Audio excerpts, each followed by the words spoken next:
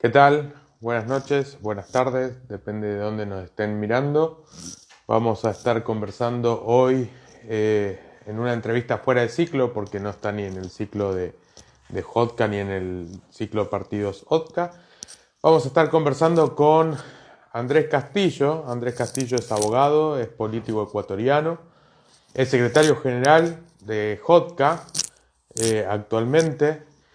Y vamos a estar conversando con él sobre las últimas protestas, manifestaciones que se han dado en el Ecuador y sobre las que además vemos que se están dando en el continente. Ahí está Andrés, ahí lo vamos a invitar.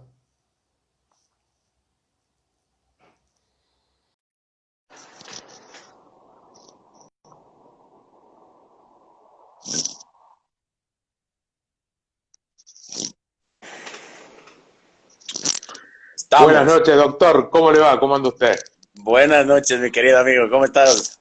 Siempre, ¿Qué- siempre con esa presencia y yo acá de entre casa, diríamos. No, es que yo todavía estoy en horario de trabajo, pues allá ya es un poco más tarde, Lucas. ¿Qué hora es allá? Ah, ok, sí, acá ya estamos a las 8. Claro, acá estamos, son las 6, Ah, entonces ok, recién estoy terminando la jornada de trabajo. Y es un gusto poder estar perfecto. contigo. Verte a los tiempos por esta vía está muy bueno. Mirá, hace poquito recordábamos un evento que tuvimos en Caracas en 2007, 2008, 2007, 2008, sí, creo que fue por esa época, así que mirá, si estamos conociéndonos y trabajando juntos, digamos, en lo que es Hotkey y demás, bueno, ahora ya dejamos de ser jóvenes, pero bueno, Claro. seguimos trabajando por América. Andrés, bueno, la idea un poco era conversar sobre esta ola de manifestaciones, protestas que se están dando en el continente. Fundamentalmente, bueno, estábamos viendo lo que había pasado en Ecuador y el rol que estás cumpliendo vos ahí en defender un poco lo que es el espacio público también y el respeto a las instituciones, respeto a la ciudadanía. Estuvimos conversando con Sandra el viernes y habló mucho o me mencionó sobre tu posicionamiento que estás adquiriendo ahí en la política ecuatoriana, lo cual es un gusto para todos los que te conocemos. Así que bueno, comentame un poco cómo está la situación ahí en Ecuador. Bueno, Lucas, en realidad sí, tú conoces muy bien que desde hace años hemos tenido y hemos compartido inquietudes en materia política, compartimos una filosofía, una doctrina, y eso hace que todo aquel que entienda la democracia cristiana va a entender que la paz es uno de los valores fundamentales. Y esos valores de paz, de respeto a las normas, de establecimiento de un orden, del Estado de Derecho, son principios que uno tiene que saberlos defender en cualquier ámbito. Desde el año anterior existe una corriente de izquierda a nivel internacional que ha dedicado esfuerzos a caotizar a los países, ¿no? Colombia un caso, Chile otro, Ecuador otro, y eso ha hecho que los grupos fundamentalistas se infiltren en las legítimas protestas o manifestaciones que puede tener los pueblos y los grupos. En ese orden de cosas, entonces, Lucas, acá en Ecuador tenemos la suerte, la bendición, la ventaja de tener al primer patrimonio cultural de la humanidad, que es la ciudad de Quito.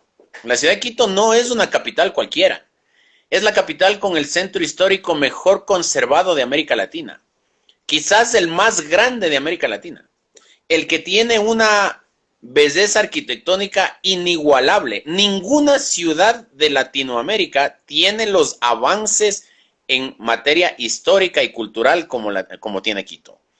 La UNESCO lo declaró primer patrimonio cultural de la humanidad. Por lo tanto, no es nomás de salir a manifestar, rayar paredes, romper vidrios, romper monumentos, levantar veredas, ir como con un tractor por encima de los parques y de las plazas, porque el patrimonio de la ciudad de Quito ya no es solamente de los quiteños, es del mundo, es de la humanidad. Y aquí habemos ciudadanos que vivimos en esta ciudad, que la disfrutamos permanentemente que nos nutrimos de sus bellezas y que nos ha permitido crecer y vivir en esta ciudad. Por lo tanto, Lucas, yo como ciudadano quiteño de nacimiento, creo que no se puede permitir que la protesta se convierta en vandalismo, que el vandalismo se convierta en agresión, que la agresión se justifique en lógicas muy poco ortodoxas, traídas de los cabellos. Quienes atentan contra la ciudad serán enfrentados por este pueblo, por esta ciudad, independientemente de su etnia, independientemente de su condición social, independientemente de su orientación sexual, independientemente de los gustos o disgustos que puedan tener. La condición de capitalidad de la ciudad de Quito hace que en efecto sea el centro de operaciones de todas las luchas políticas, y eso está muy bien. Es decir, los grupos sociales tienen todo el derecho de protestar. Lo que nosotros no vamos a permitir es que se vandalice esta ciudad. Lo que nosotros no vamos a permitir es que los ciudadanos se tengan que encerrar en sus casas mientras 3, 4, 5 personas destruyen la ciudad. Así es que esa, como primera reflexión, Lucas, quiero dejarte claro que la posición que hemos tomado nosotros no es clasista, no es racista, no es dogmática, no es sectaria, no es discriminatoria. Es una posición ciudadana, porque nosotros entendemos que el movimiento indígena es un grupo de ciudadanos y como tal, esos ciudadanos tienen los mismos derechos y las mismas obligaciones de todos los demás. Por lo tanto, vamos a hacer que el paraguas de la ley y de la Constitución de la República nos cobije a todos por igual. Bueno, te comprendo porque hace unos años nosotros solemos decir aquí en Argentina que si bien Dios es argentino, atiende en Buenos Aires. Entonces, la ciudad de Buenos Aires es la caja de resonancia del país y obviamente todo pasa por aquí, o sea, algo similar a lo que vos me comentabas respecto a Quito.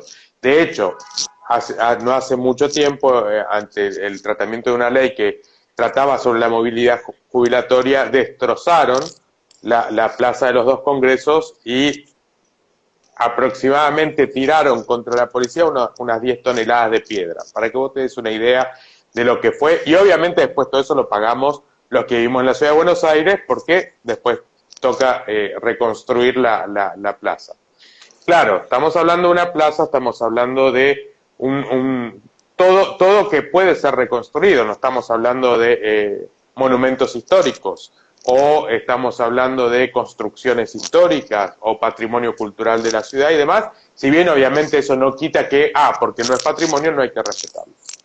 Ahora es cierto también que yo creo que en el continente estamos viendo una situación complicada donde yo creo que un poco pasó eso en Chile, donde de alguna manera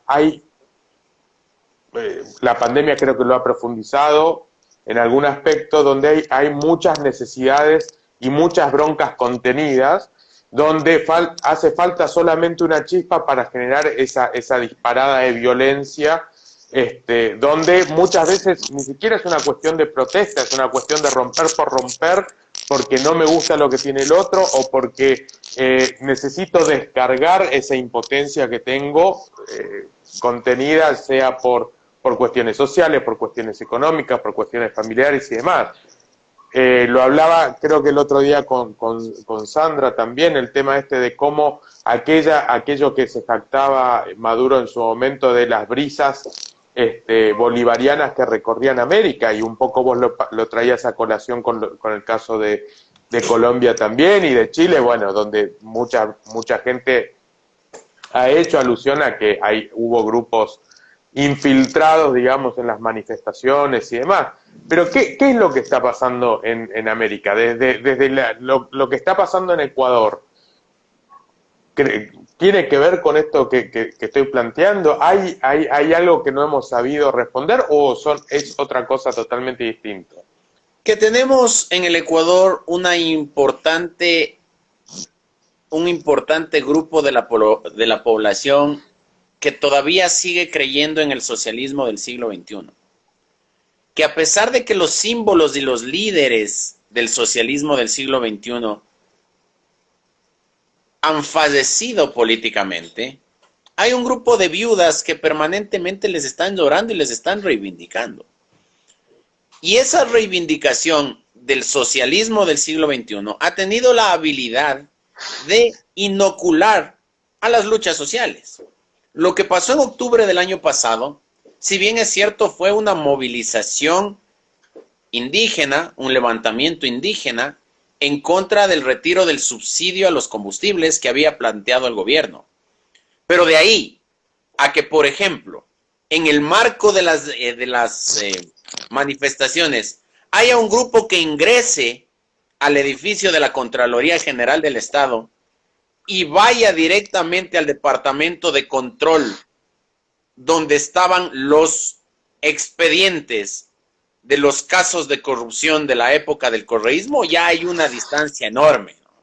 Es decir, vayan e incendien esa parte e incendien todo el edificio sobre pretexto de oponerse al alza de combustibles. Eso no lo entiende nadie, Lucas. Eso no lo entiende nadie.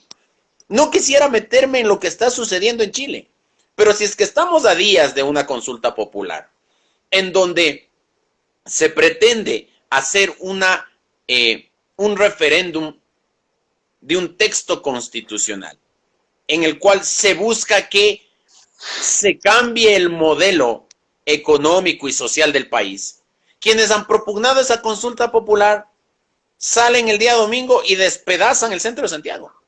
Qué buena campaña, ¿no? Me imagino yo que ahora todo político que quiera ganar una elección va a tener que destrozar las ciudades para ganar las elecciones, ¿no? Y eso no es así. Bajo ninguna circunstancia se puede permitir que la política se traduzca en violencia. La política es y debe ser una práctica que junte el mayor, que sea abrazadora, que sea la más clara representación de la civilidad, no del atropello, no del escarnio, no de la violación de los derechos de los otros. Si es que hay grupos que creen que tienen reivindicaciones sociales y políticas que deben ser reconocidas por el Estado, está muy bien. Pero, ¿qué culpa tienen las ciudades?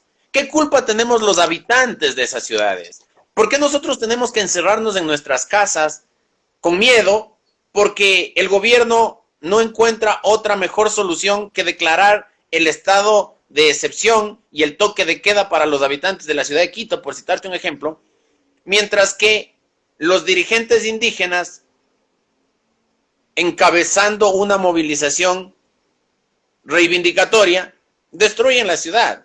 Y después tenemos que salir los quiteños, como bien decías tú, a reparar los daños, a pintar paredes, a pagar más impuestos para que esa ciudad vuelva a estar como está. Protesten, sí, por supuesto. Lejos de nosotros está decir que no lo hagan. Lejos de nosotros está decir que la ciudad de Quito es para los quiteños y nadie más puede ingresar. La ciudad de Quito es la capital de la República y recibe a todos los ecuatorianos con los brazos abiertos. Pero lo que sí no se puede permitir es que, sobre pretexto de defender una causa, cualquiera que ésta sea, se pretenda vandalizar a la ciudad. Te voy a contar lo que pasó el 12 de octubre. Es discurso común de la izquierda latinoamericana enfrentar al supuesto saqueo que América sufrió a partir del 12 de octubre de 1492.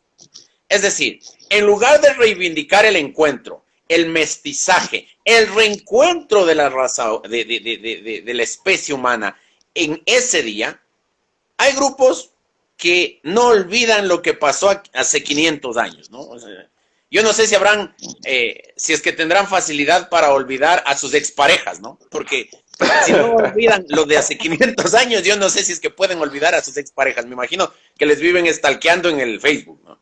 Pero ahora se ha convertido en la discusión de moda todos los 12 de octubre, si es que hubo conquista, si es que hubo descubrimiento, si es que hubo saqueo, si es que hubo violación, si es que hubo hispanidad, si es que hubo indigenismo, si es que hubo atropellos, si es que hubo reivindicación de derechos. Cuando es un hecho histórico que está ahí, que cada uno puede interpretar como quiera. Pero el 12 de octubre pasado, vino un grupo de manifestantes encabezados por dos conocidos dirigentes indígenas y caminaron desde la Fiscalía General del Estado, que está en una determinada calle de la ciudad, aproximadamente 8, 10, 12 cuadras, y avanzaron hasta el monumento a Isabel la Católica y lo quisieron tumbar. Es decir, ni siquiera tienen un mínimo de creatividad para la protesta. Lo mismo que pasa en los Estados Unidos, o lo que pasó en los Estados Unidos por la muerte de George Floyd, o lo que pasa en México, quisieron hacerlo acá, tumbar monumentos, como que tumbando monumentos se va a borrar la historia. En Bolivia hicieron una manifestación por el 12 de octubre y lo que hicieron fue vestir a la estatua de Isabel la Católica con trajes indígenas. Y bueno, esa es una forma de llamar la atención, de estar en los medios y de poder tener algún tipo de cobertura mediática. Pero de ahí, ir a la ciudad de Quito, primer patrimonio cultural de la humanidad, relicario de arte en América, capital de los ecuatorianos, a reventar lo que se les ocurre porque ellos creen que no representa su pensamiento o porque ellos creen que eso es el símbolo de, no del mestizaje, sino del atropello. Bueno, ya hay una distancia enorme, pues, Lucas. Y el primer principio que debemos tener los ciudadanos es querer a la tierra, querer a nuestro terruño. Y yo quiero mucho a mi ciudad.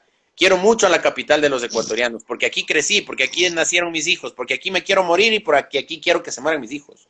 Entonces, tener una ciudad con miedo, una sociedad que tenga terror de que los grupos vengan a protestar, porque eso se traduce en vandalismo, eso no se va a permitir nunca más en esta ciudad, estimado Lucas. Ahí te escuchaba y iba pensando lo que... Un poco retomando esto, lo que pasó con Floyd en Estados Unidos, y tomando un poco lo que, bueno, en Argentina tenemos otro problema que son los mapuches, que en realidad no son los mapuches, son aquellos que utilizan el concepto mapuche o se hacen pasar por mapuches para reclamar la pertenencia o la tenencia de tierras que hoy están en manos privadas, al punto tal de directamente tomar las tierras y el Estado está que no sabe qué hacer.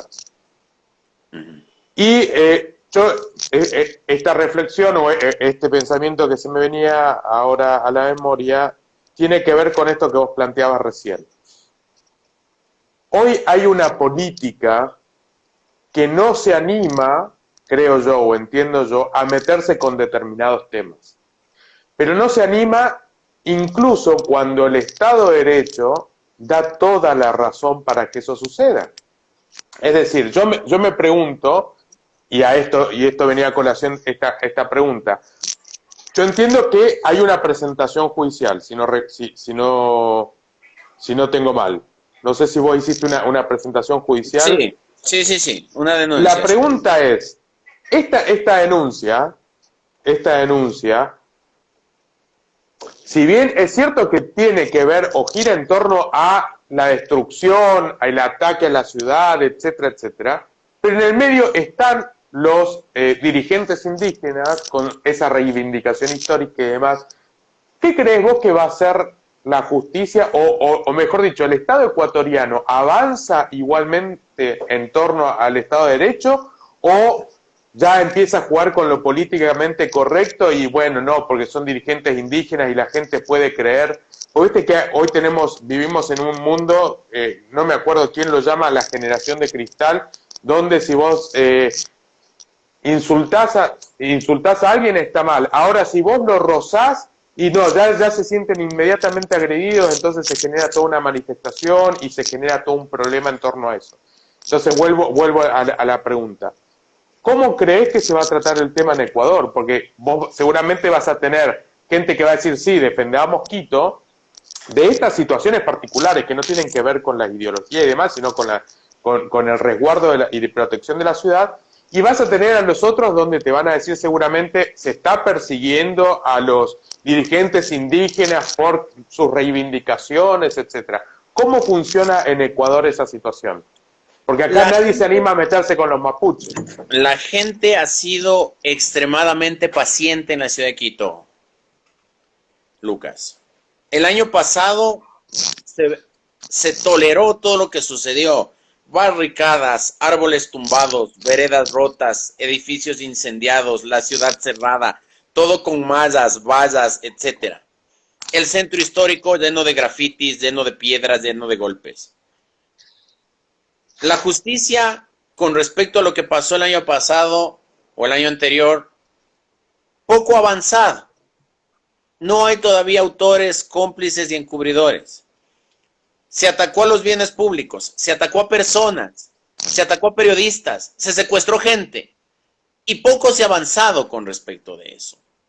Ahora tenemos que ponerle un ingrediente adicional, Lucas. El ingrediente adicional es que en febrero del 21 tenemos un proceso electoral en donde se va a escoger al nuevo presidente de la República y a la nueva Asamblea Nacional. Entonces, todos aquellos que ahora están como candidatos a la Asamblea y como candidatos a la presidencia de la República, tienen una suerte de temor reverencial, miedo, cálculo. No, con esos grupos no te metas porque vas a perder votos. Dentro de la organización indígena, dos dirigentes de estos que vinieron el 12 de octubre y de estos que vinieron el año anterior, están absolutamente desplazados del brazo político de la CONAIE. La CONAIE funciona de la siguiente manera. La CONAIE es la organización social más importante y grande del país, que es la Confederación de Nacionalidades Indígenas del Ecuador, y esta se manifiesta políticamente a través del movimiento Pachacuti, que es el partido político de la CONAIE.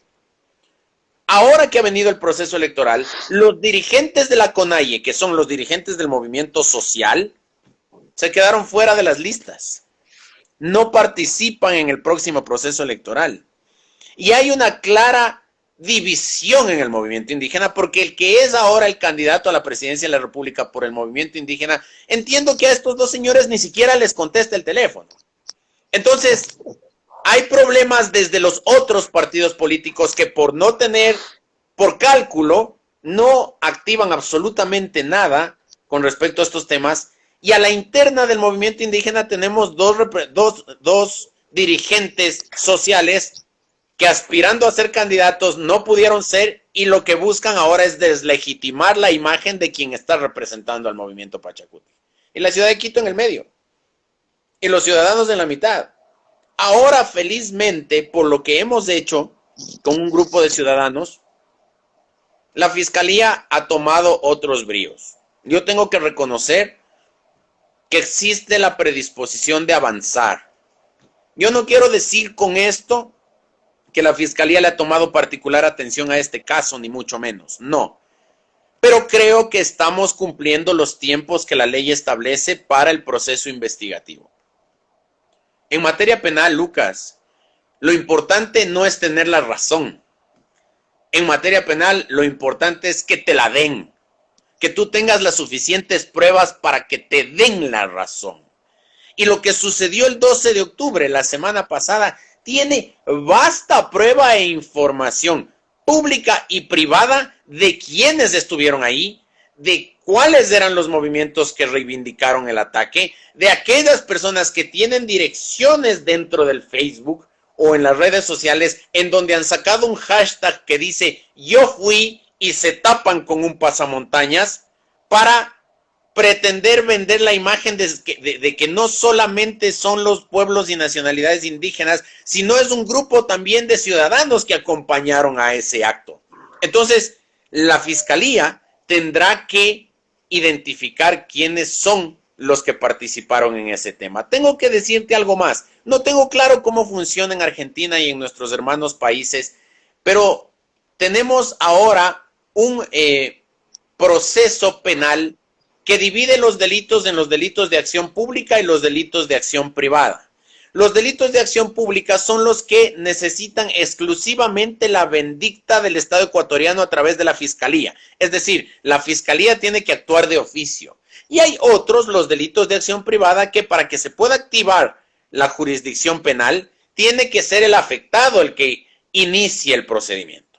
Los dos delitos que yo he denunciado, tanto el de odio e incitación al odio, como el de daño a bien público, son delitos de acción pública. Es decir, debía haber iniciado la Fiscalía de oficio.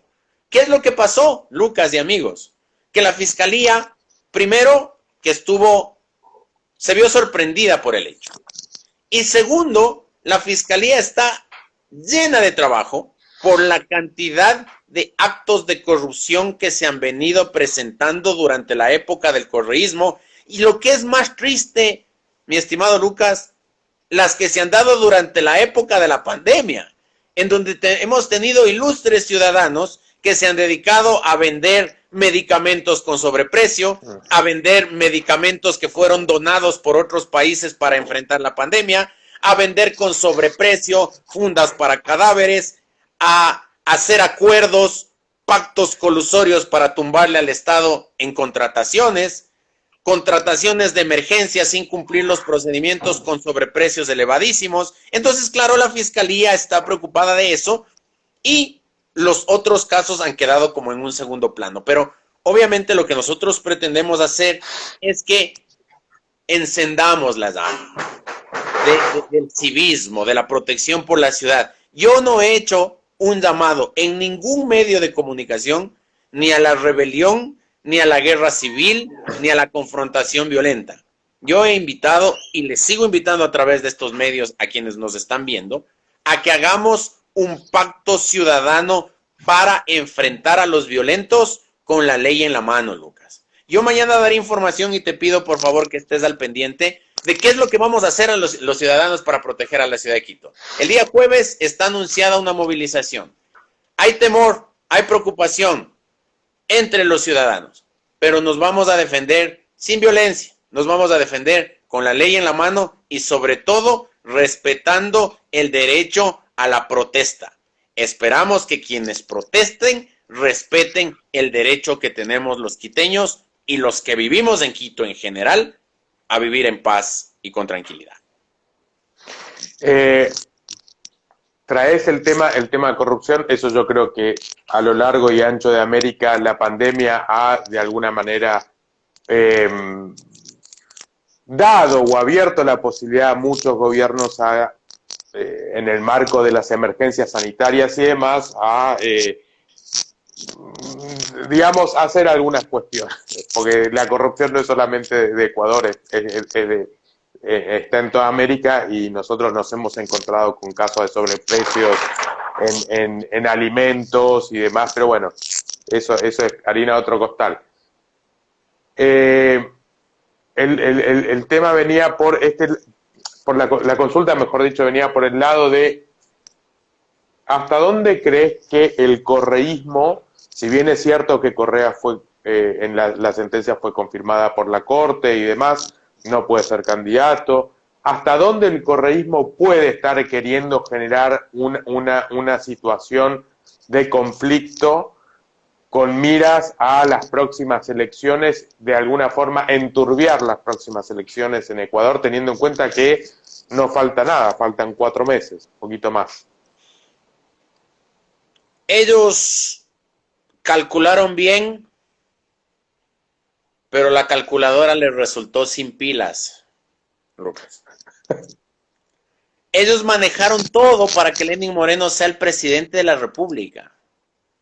Fue Correa el que los puso a Lenín Moreno como presidente de la República. El presidente Moreno fue el vicepresidente de Correa durante su primer periodo. Los medios de comunicación tradicionales, no tradicionales, los estatales, hacían campaña permanente por Lenín Moreno. A los funcionarios públicos se les obligaba, para seguir manteniendo su trabajo, a que en sus perfiles de redes sociales pongan Lucas Pereira con Lenin, Andrés Castillo con Lenin, Marta Piguave con Lenin, Rosendo Pérez con Lenin. Si no lo ponían, estaban fuera de sus trabajos. Entonces ellos calcularon de que quedándose Moreno en el poder, esta gente iba a tener absoluta impunidad de todo lo que después se comenzó a demostrar y se comenzó a investigar. Ellos creen ser dueños de todo. Alguna vez, y te invito y les invito a quienes nos están viendo, a que miren una perla del economista Correa. En una de sus sabatinas, él dijo: yo soy el presidente de la República. Y como presidente de la República, soy el jefe del Estado ecuatoriano. Y el jefe de Estado, y el Estado ecuatoriano es el poder ejecutivo, el poder legislativo, el poder judicial, el poder electoral, el poder de transparencia y control social, las superintendencias, la fiscalía, la procuraduría y la contraloría. Por lo tanto, yo soy el jefe de todos los poderes del Estado. Bueno, los grandes teóricos de la división de poderes habrán estado revolcándose en sus tumbas, ¿no? Pero así piensan ellos, así razonan ellos. Entonces, cuando nos impusieron a Moreno, lo que dijeron es, aquí vamos a tener absoluta impunidad frente a lo que ha pasado. Y te cuento algo más.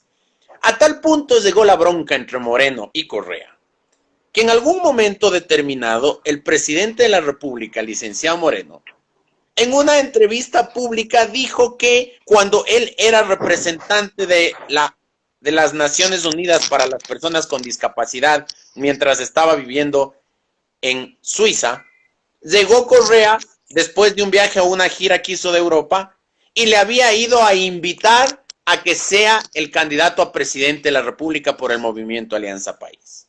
Y Moreno declara y dice que una de las motivaciones que Correa le dio para que él acepte la candidatura era que había que proteger a los compañeros. Es decir, ellos nos impusieron a Moreno. 4 años más tarde, para los correístas enfermos, aquellos que se han inoculado del correísmo, Moreno es un traidor. Moreno es alguien que les ha dejado absolutamente fuera de la jugada. Entonces, claro, lo que ellos pretenden ahora es tener un gobierno que les facilite el regreso. Han hecho todo, Lucas, todo lo que se te pueda imaginar para que el Consejo Nacional Electoral los descalifique. No sé si Sandra te contó. Tú eres un tipo informado y debes tener claro, pero se los voy a contar a la gente que nos está viendo. La norma dice que quien pretenda ser candidato por un partido político en el Ecuador tiene que aceptar la nominación de manera personal ante el Consejo Nacional Electoral. Bueno, resulta que el día de la aceptación de la candidatura, llegó el señor Arauz, que es el delfín de Correa. Bueno, no delfín, quizás la carachama, no sé si es que conocemos el nombre de ese pescado. En el oriente ecuatoriano saben muy bien qué es una carachama. La carachama de Correa llegó agarrado una tablet al Consejo Nacional Electoral y en la tablet estaba Correa en vivo. Y Correa decía que él no podía aceptar la candidatura en persona porque unos días antes había viajado a Francia. Y cuando había vuelto de Francia, en Bélgica, le habían ordenado que mantenga cuarentena y que por eso no podía venir. Cuando la realidad, Lucas, era que el señor Correa unos días antes había sido sentenciado por el delito de sobornos en el caso Sobornos 2012-2016, pero pretenden engañar hacia el pueblo. Y después de eso, cambian de candidato a la vicepresidencia y el candidato Arauz, la carachama de Correa, presenta como documentos habilitantes una cédula que no es de él, una cédula que era de otra persona.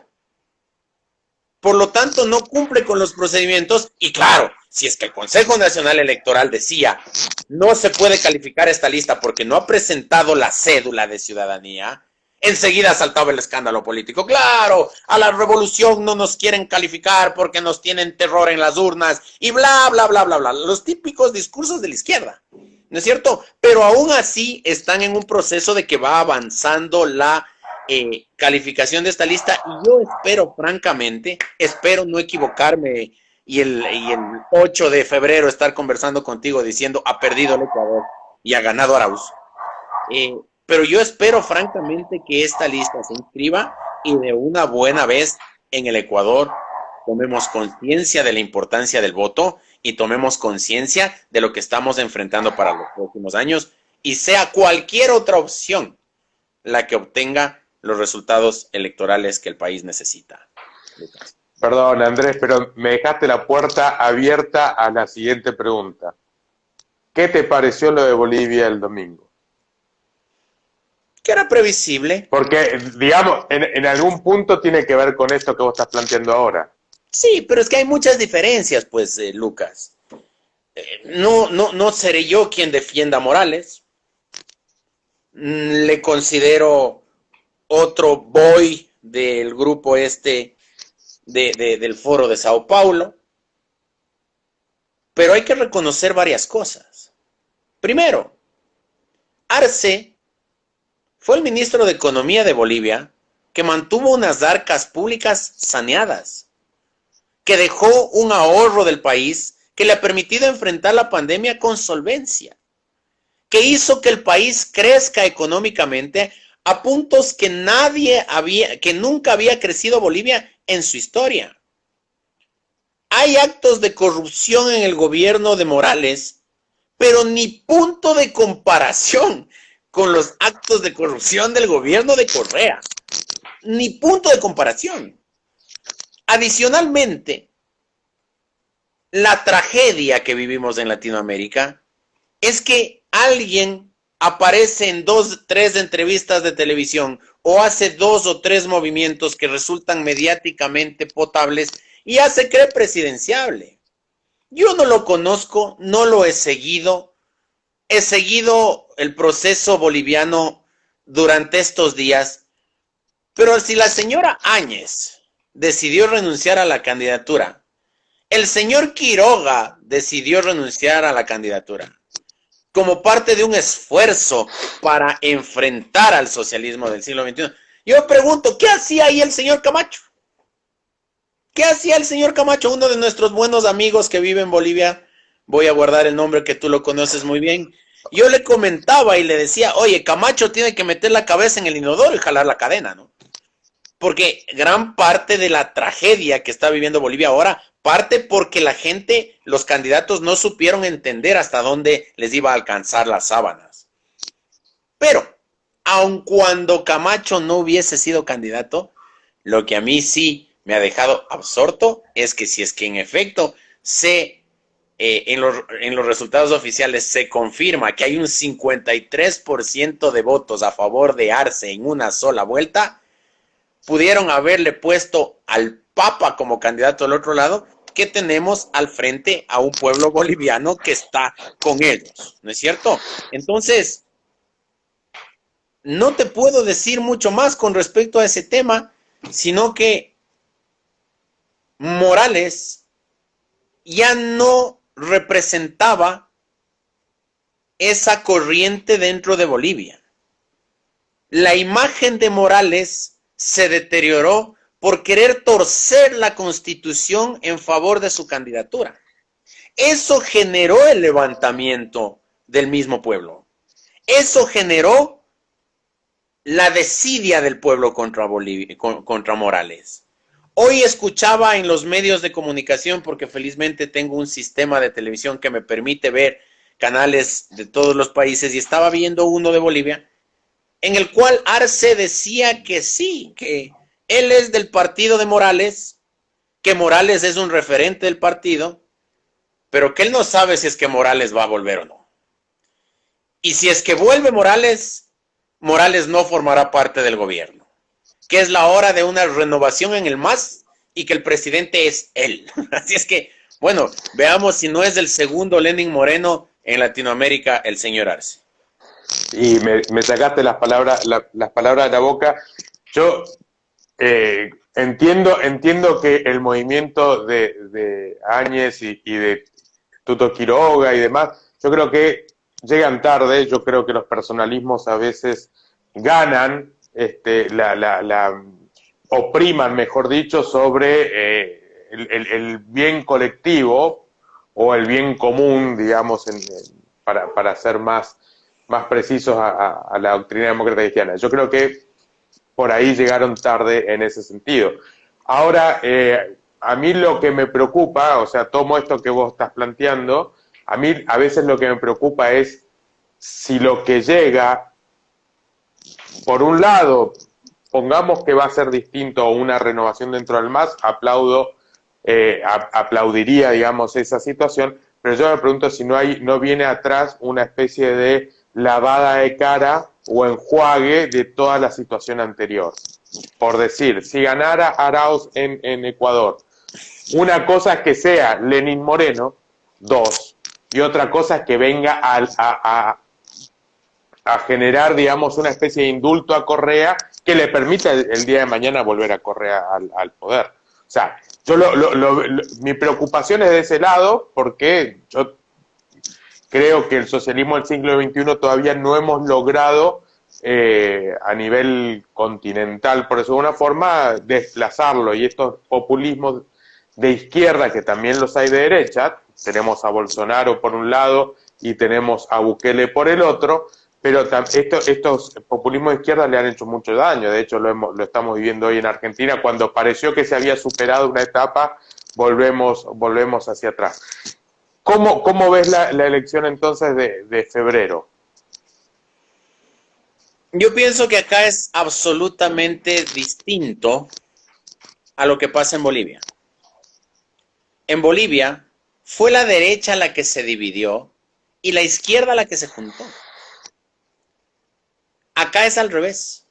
Aquí tenemos un candidato fuerte de la derecha porque los otros son absolutamente marginales. Con todo el respeto y consideración que les puedo tener en lo personal, serán candidatos de 2%, de 1%, de 1.5%. Es decir, candidatos absolutamente testimoniales. Nada más. Perdón, porque después se me va a olvidar, o yo me olvido, converso, me engancho y se pasa el tiempo. Pasó Sandra, dejó saludos. Yo sé que tiene muchos votos en tu capacidad y en tu crecimiento político, pues me lo decía el otro día, el viernes. Ahí está Carlos Trabulsi de la EC de Buenos Aires, que también te manda un abrazo. Si no, después se me pasa. Exacto. Un saludo.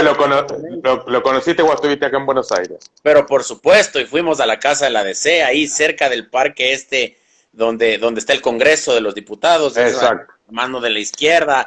Yo no me acuerdo, yo era un paisano ahí, ¿no? Un tipo absolutamente turístico que fui ese día. Pero fui 2 veces caminando desde donde estábamos y ahí estaba Carlos Leonel Trabulsi. Un abrazo para él, para las chicas que le acompañan, para Romina, para sus amigas que eran del movimiento Trejo. Bueno, a todos ellos un saludo cariñoso, por supuesto. Por supuesto, un saludo a Sandra. Y por ahí está la Pasi Aguinaga, que es una chica muy inteligente de la Universidad de los Hemisferios de acá, de la ciudad de Quito, con quien he tenido la oportunidad de compartir. Te mando un abrazo, mi querida Pasi, y bueno, continuemos con el tema. Perdón, te saqué. Estábamos con el tema de que hoy tenemos un candidato fuerte de la derecha. Perdón, ahí está el Brian también. El Brian es un buen amigo mío, alumno mío en la escuela de policía. Un saludo, le está mandando una manito también. Ok, a ver. La situación en el Ecuador es totalmente distinta a la de Bolivia. Por lo que te he dicho, Morales dejó una gran reserva económica para el país. Correa lo dejó reventado. Morales dejó un país en paz. Correa dejó un país destrozado. Morales representa a esa gente que lucha y quiere auténticamente un país mejor. Pueden estar equivocados en el cómo, pero auténticamente él representa a aquellos. Correa ahora ya representa lo más putrefacto de la política ecuatoriana.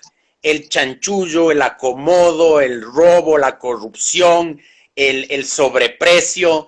Entonces, ha generado muchos desencantos. Morales pudo haber tenido cierto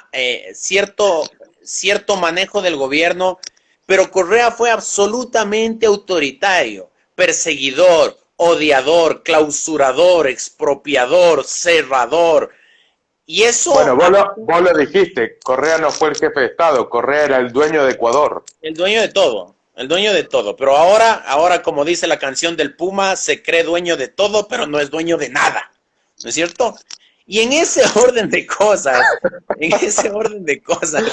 Lucas, habrá que fortalecer una idea de cambio. En el Ecuador no necesitamos, y creo que en Latinoamérica ahora no necesitamos dogmáticos, no. Necesitamos prácticos, necesitamos gente práctica. El país necesita 1, 2, 3, 4, 5 gobiernos consecutivos que hagan las cosas bien para salir del problema en el que estamos.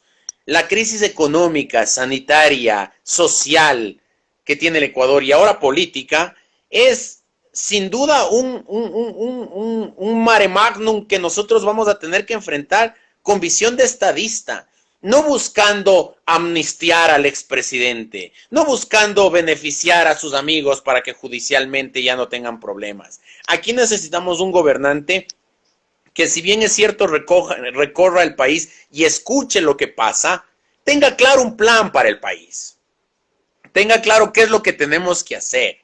Y debemos llevar adelante un pacto de gobernabilidad en donde todas las fuerzas políticas reconozcamos quién es el ganador sin más miramientos que el beneficio de la patria.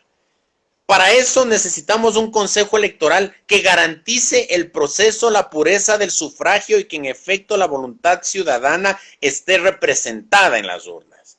Si es que de entrada vamos a tener un problema de presunción de fraude, la gobernabilidad va a ser muy difícil. Han cambiado para este proceso, Lucas, el sistema de adjudicación de escaños para la Asamblea. Antes los votos eran pluripersonales. Tú de todas las listas podías votar por cualquier persona o por la persona que se te ocurra indistintamente. Ahora son listas cerradas en donde la gente tendrá un solo voto y ese voto que ejerce la persona será por una organización política, lo cual hará que en efecto el voto se discipline un poco más, pero abra la puerta a más organizaciones que ingresen al Parlamento desde la minoría. Por lo tanto, tendremos un gobierno o una asamblea o un parlamento absolutamente atomizado en donde habrán muchas representaciones políticas de por medio y esas representaciones políticas obviamente tendrán que hacer un esfuerzo por llevar adelante un pacto de gobernabilidad. Acá en el Ecuador hemos tenido varios años de una planadora desde el correísmo, con 100 diputados de 137 en el periodo anterior y con 75 diputados de 137 en este periodo. Han hecho lo que les ha dado la gana. Pero como en este periodo se rompe, hay el cisma en Alianza País, se van los morenistas y se van los correístas y no queda el partido, muchos de los diputados que formaron parte de esa corriente política de la lista 35 del Movimiento País se dedicaron hacer un cruce de favores en la asamblea. Yo voto por el gobierno, aun cuando era gobierno de ellos, pero a mí me tienes que dar espacios en las embajadas. Yo voto por el gobierno a pesar de que eran del gobierno y a mí me tienes que dar espacios en los hospitales públicos. Lucas, nunca en la vida se ha visto en el Ecuador que a cambio de favores políticos se reparta la dirección de hospitales públicos. Es decir, tú tienes del hospital de Guaranda, y tú tienes del hospital de Babahoyo, y tú tienes del hospital de Machala, y tú tienes del hospital del Seguro Social de Guayaquil, y lo administras como quieres, y contratas lo que quieres, y tienes tus clientes y tus proveedores. Entonces eso resulta vomitivo para la política ecuatoriana. Entonces, y si a eso le sumas la pandemia, peor todavía. Sí, entonces, más bien la pandemia sirvió para identificar esos acuerdos, para ver quiénes estaban manejando el tema, para ver quiénes estaban beneficiándose de los contratos de compra de insumos, de medicinas, de bolsas para cadáveres, de contrato de personal, de ampliación de hospitales, de compra de todo lo necesario para enfrentar la pandemia. Entonces, ya comerciar políticamente con la salud y la vida de los ecuatorianos, Lucas Pereira, eso no tiene perdón de Dios, hermano. Y si es que aún así hay gente que cree que la tendencia de izquierda, que la revolución ciudadana es una opción válida para el Ecuador, que el último que salga apague la luz, hermano. Porque no hemos aprendido nada. Y eso ciertamente que sería lamentable para el Ecuador. Coincido porque hay muchas cuestiones que las podemos trasladar tranquilamente a cualquiera de los países de Latinoamérica. Sí, por ahí me preocupaba un poco esto que comentabas de la nueva forma de adjudicación de las bancas, como les llamamos acá en Argentina, porque eso ha traído problemas en el Perú. O sea, la atomización en el Perú en cuanto a la falta ¿cómo te puedo decir?, de bancadas fuertes, y la atomización en cuanto a los partidos políticos y demás, ha generado un clima muy complicado. Y entiendo esto que vos planteabas de la necesidad, llegado el caso o llegado el momento, una vez asumidas las curules, de hacer un pacto de gobernabilidad y acompañar al gobierno para la salida de la crisis, porque si no pueden entrar en el mismo conflicto que tuvo Perú, donde la atomización entiendo que tienen distintos mecanismos constitucionales y demás, pero ha terminado en complicaciones muy grandes para el Perú esta atomización. Pero bueno, entiendo que se nos está acabando el tiempo un poco por Instagram, y un poco también porque sé que tenés que seguir con tu raíz periodístico. En primer lugar, agradecer que aceptaras la invitación. Este video, bueno, ahora queda acá en el Instagram y de acá se va para el noticiero y demás. Así que los que no hayan podido estar, a veces los horarios, nosotros trabajamos o estamos a nivel latinoamericano y a veces es muy complicado. Tenemos 3, 4 franjas horarias. En el caso de México, dependiendo de dónde estés, podés estar o no podés estar y demás. Pero bueno, siempre queda la posibilidad de que puedan seguir viendo el video después en la página del noticiero, en la página de Facebook del noticiero y demás. Andrés, una última pregunta y ya te libero. Entramos en izquierdas y derechas, es algo que hoy por hoy lo escuchamos cotidianamente. En Argentina por lo menos también tenemos este planteo del populismo, y el populismo es de izquierda, entonces necesitamos una derecha fuerte, y cuando dicen que la derecha es el populismo, necesitamos una centroizquierda, un polo progresista que controle a ese populismo de derecha. Vos estuviste y venís hace muchos años trabajando en el tema internacional, en JOTCA, en representación de la Unión Demócrata Cristiana de Ecuador. ¿Cómo hacemos los demócratas cristianos para encontrar una línea que sea transversal en América? Porque hoy yo escucho mucho esto de la preocupación, por un lado, dependiendo en qué país te pares, el partido se preocupa por la izquierda o se preocupa por la derecha. El principal baluarte que tenemos, Lucas, es nuestra doctrina. Son nuestros principios. Son principios universales. Son principios que permiten a muchos países del mundo progresar.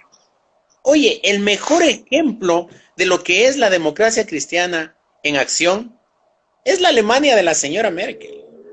Un país donde se respetan las libertades públicas, un país donde se respetan las libertades económicas, un país en donde la gente está dispuesta a pagar impuestos con gusto, porque sabe que ese dinero va a ser invertido en efecto en las funciones que tiene el Estado. Una de las principales virtudes que tiene la democracia cristiana es la de impulsar la economía social de mercado, la cual tiene como máxima fundamental decir que debe haber tanto mercado como sea posible y tanto Estado como sea necesario. En nuestros países, Lucas, se ha hecho un incremento de las funciones del Estado. La izquierda ha hecho que los países tengan unos estados obesos, gordos, llenos de funcionarios, con instituciones que no tienen nada que ver con la actuación estatal. Me refiero, por ejemplo, en el Ecuador el Estado tiene bancos, el Estado tiene cementeras, el Estado tiene ingenios azucareros, el Estado tiene canales de televisión, el Estado tiene todo, y esos son funcionarios públicos los que trabajan ahí. Y somos todos los ecuatorianos los que pagamos los impuestos, cuando el Estado tiene que ser un ente regulador que busque regular, por la redundancia, las actividades económicas y distribuir los recursos que de eso se generan para salud, educación, seguridad social y bienestar para la gente. Eso se ha perdido el debate. Aquí estamos debatiendo sobre los principios del Foro de Sao Paulo versus los principios del Foro de Lima, que son dos grupos importantes, por cierto, que son grupos que han sabido recoger a los líderes de las organizaciones, tanto de la derecha como de la izquierda, pero nosotros debemos reivindicar como demócratas cristianos la importancia del centro del actuar político. Esto no es que nos hagamos nosotros tibios, no es que nosotros seamos tibios. Los demócratas cristianos no somos tibios, nosotros tomamos posición, pero tomar posición implica tener en nuestro ideario lo mejor de cada pensamiento. Que lo social sea importante, que lo económico sea importante, que lo estatal sea importante y que lo privado sea importante, teniendo como centro de la actuación del Estado a la persona como ente primigenio de la actividad estatal. Eso es lo que yo te puedo decir con respecto a nuestro pensamiento. En la medida en que podamos trasladar ese pensamiento a la gente, más allá de que si somos o no somos los partidos de moda en cada uno de nuestros países, vamos sin duda a tener adhesiones, Lucas. Y con eso me despido, te agradezco porque ya me están escribiendo, que ya me están... No. Estoy mirando el reloj al fondo y por eso estaba pensando en eso. Andrés, muchas gracias una vez más. Seguramente tendremos alguna otra oportunidad para estar conversando y, como siempre, el noticiero DC a disposición. Esperamos a ver qué pasa esta semana y estamos atentos a lo que necesites. Gracias. Un abrazo y saludos a todos. Un abrazo. Cuídate, que te vaya bien. Chao, mi hermano. Y chao a todos. Gracias por la entrevista.